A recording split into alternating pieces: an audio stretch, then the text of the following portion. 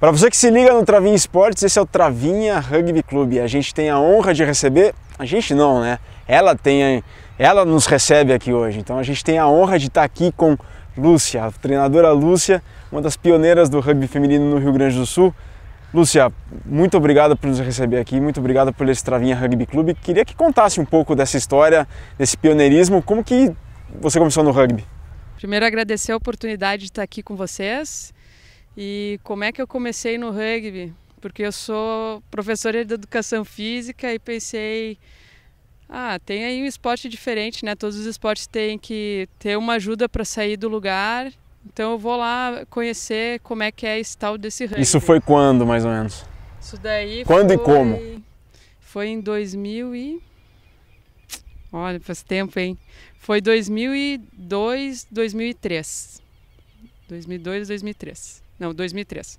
Porque assim, a Maria Roberta, que é uma das fundadoras do Charrua, ela era minha colega de faculdade. Na verdade, a gente já tem uma amizade de muitos anos. A gente jogava vôlei juntas na ACM. Daí a gente entrou na faculdade. Ela era de uma outra turma, depois juntou a nossa turma.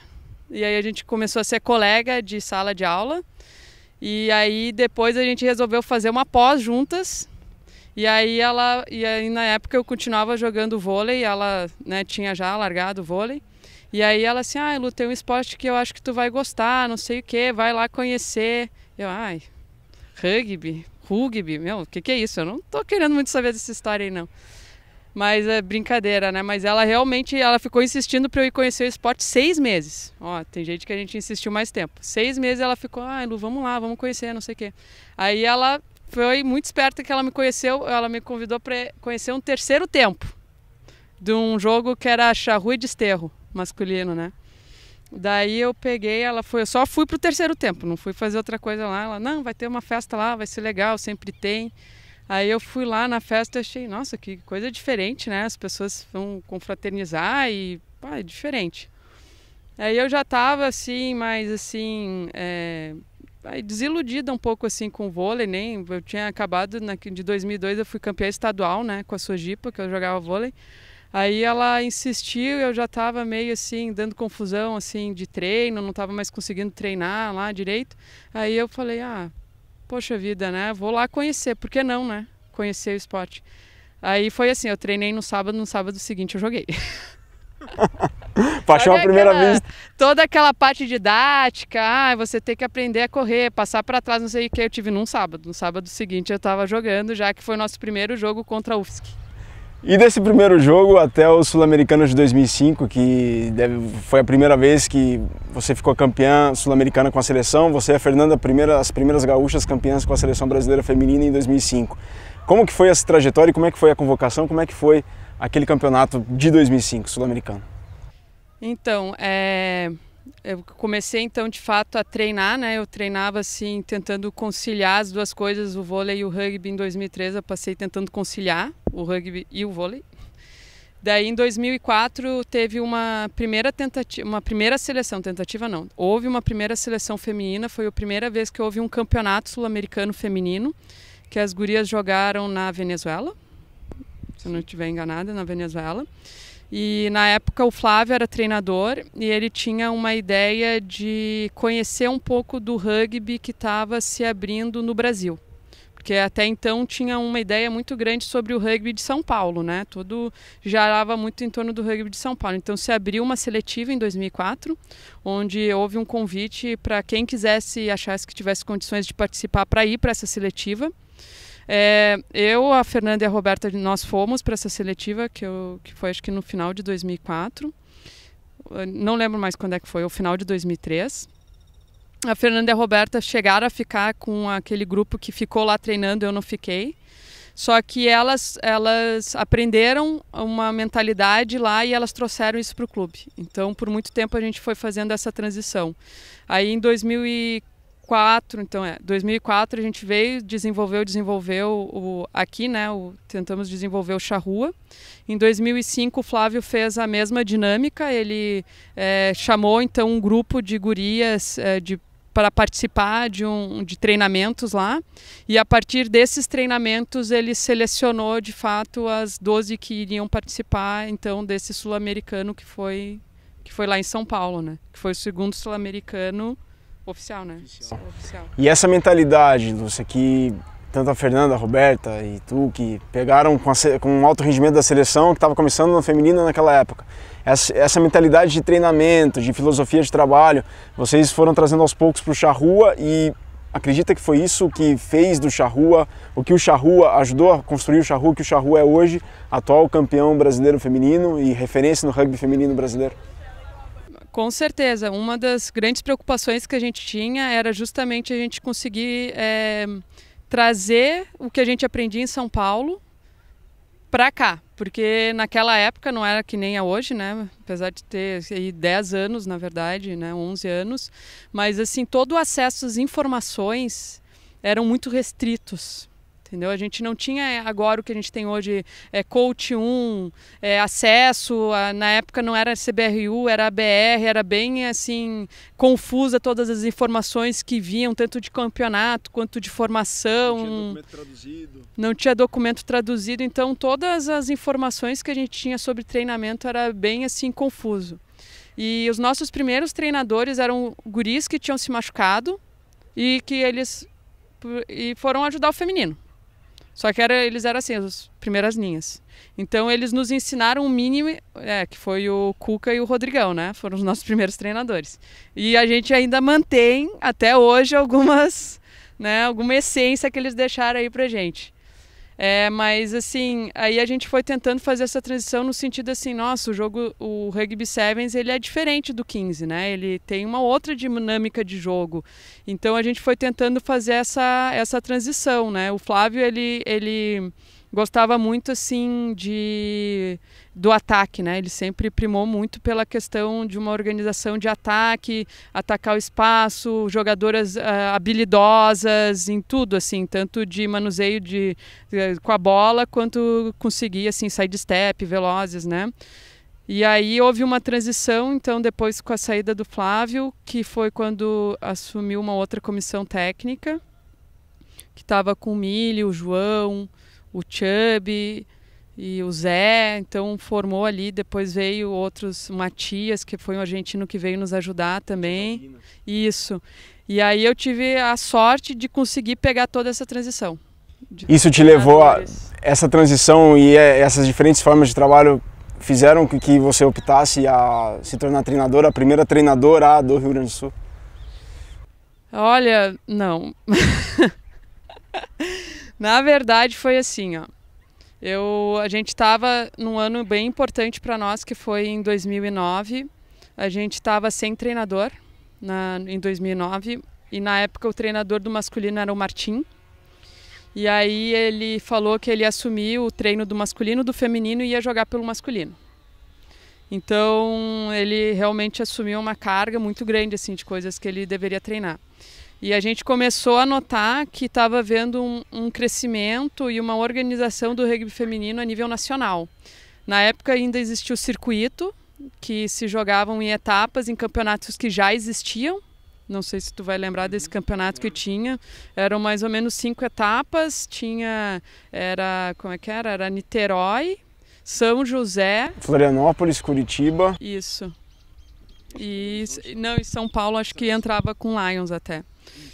Era o Lions, fazia parte desse campeonato. Então, a gente, naquele ano de 2009, em 2009 o Martim estava querendo assumir, né, lá, e, bom, ele não conseguiu assumir todas essas funções que ele estava querendo. Jogador do adulto, treinador do adulto, já ia ser uma carga bem grande de coisa para fazer, mais treinador do feminino, sendo que o feminino e o masculino treinam no mesmo horário. Ele não ia dar treino. Esse alguém foi o feminino.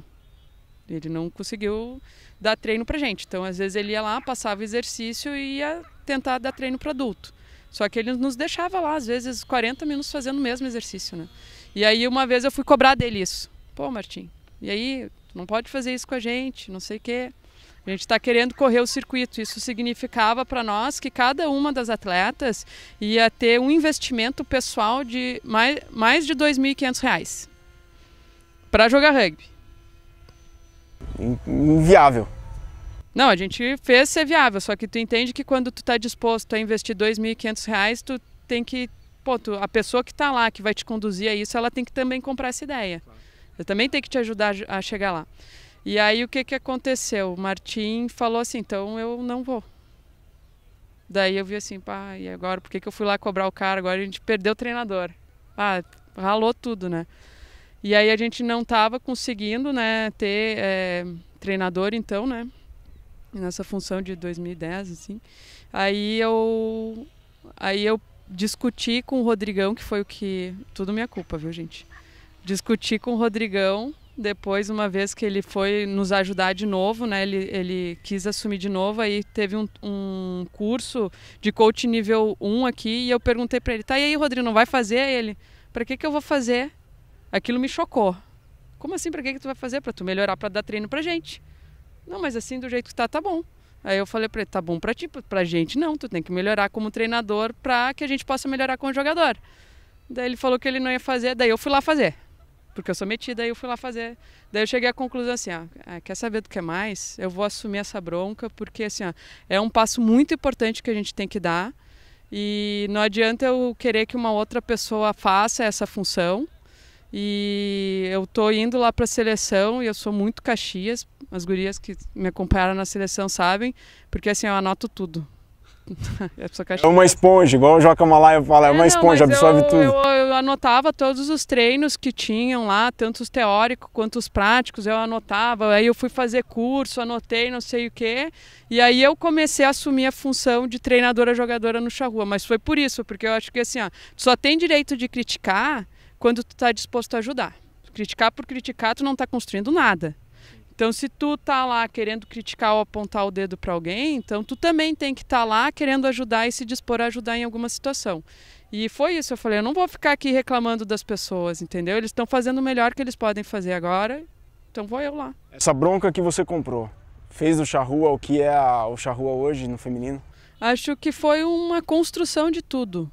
Entendeu? Acho que foi assim, falar que foi só isso. Não, claro que não foi só isso, mas... Né? Mas assim, eu acho que sim, que foi um ponto importante, foi um fator chave de conseguir trazer esse conhecimento que ficava lá em São Paulo, que eu via que era o grande diferencial que tinha os times de São Paulo, sobre metodologia de treino, sobre os exercícios, de como conduzir... Até uma coisa que aí, claro, a gente vai aprendendo lá na seleção, planejamento de temporada. Planejamento de dia de jogo. Planejamento de dia de jogo, planejamento da temporada, não só na parte física, mas fazer planejamento da temporada na parte técnica tática também, porque isso também é feito planejamento de temporada nessa daí. E aí eu acho que isso sim fez o diferencial, conseguir trazer maior clareza pro grupo, entendeu? Das coisas que estavam sendo feitas. Então, houve todo um planejamento para que a gente conseguisse fazer isso, assim, entendeu? Acho que foi isso. Para finalizar, algumas perguntas rápidas. Lúcia, um momento marcante na tua carreira como jogadora e como treinadora? Pô, como jogadora foi agora, né? A nossa campanha que a gente teve de 2014, que esse ano de 2014 eu estava ainda acompanhando o grupo, mas eu tinha me afastado como treinadora, estava só como jogadora, e ter ganho um campeonato depois de ter investido 12 anos da minha vida é uma realização de um sonho. Então, para mim, ter jogado, não um jogo, mas ter conseguido essa temporada, mas os jogos, todos os jogos ali do BR Sevens, né, foram para mim significativos, assim, como jogadora. E claro, né, os jogos que eu joguei pela seleção. Sem dúvida. A primeira vez que tu veste a amarelinha, que tu treme de cima a baixo, tu ouve o hino nacional, olha, é um frio na barriga que é muito, muito bom. Um arrependimento? Um arrependimento. Puxa vida. Quer pular? Vamos pular esse, depois eu penso e respondo. Uma referência no esporte?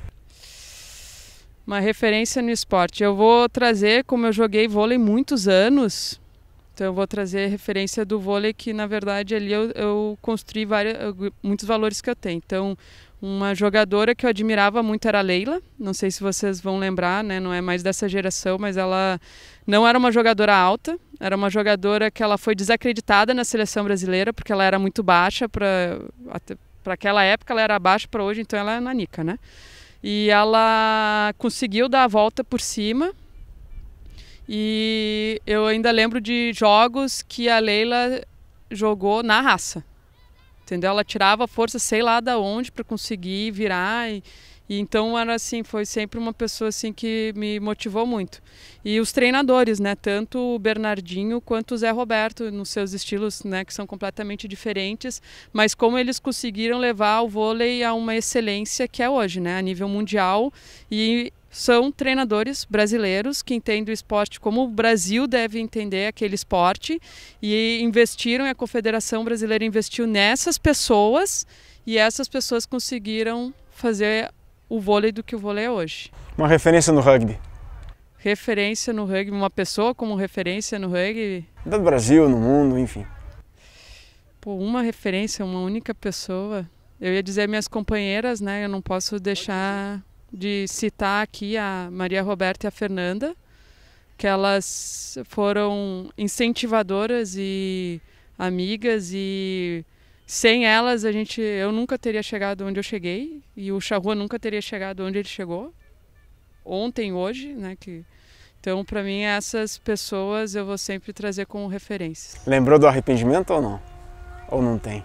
Não, com certeza tem arrependimento. Acho que eu me arrependo de ter sido, acho que uma pessoa talvez como treinadora, na época até um certo grau de maturidade, às vezes muito crítica, né? Eu sou uma pessoa exigente comigo, exijo muito das outras pessoas, e eu acho que isso talvez tenha levado assim a um desgaste. Desgastou porque 4 anos trabalhando toda terça, quinta e sábado, acho que desgasta qualquer pessoa, mas eu ainda estou chegando a essa análise aí, mas acho que um arrependimento seria esse, assim, de ter assumido essa função, talvez não com a maturidade suficiente que esse cargo exige.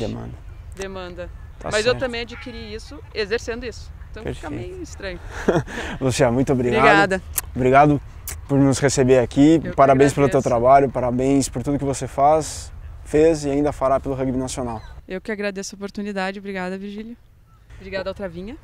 E pessoal, esse foi o Travinha Rugby Clube. Não se esqueçam, curtam nossas redes sociais, acompanhem a gente no Facebook, no Twitter, no YouTube. Travinha Rugby Clube também é cultura de rugby. Um grande abraço.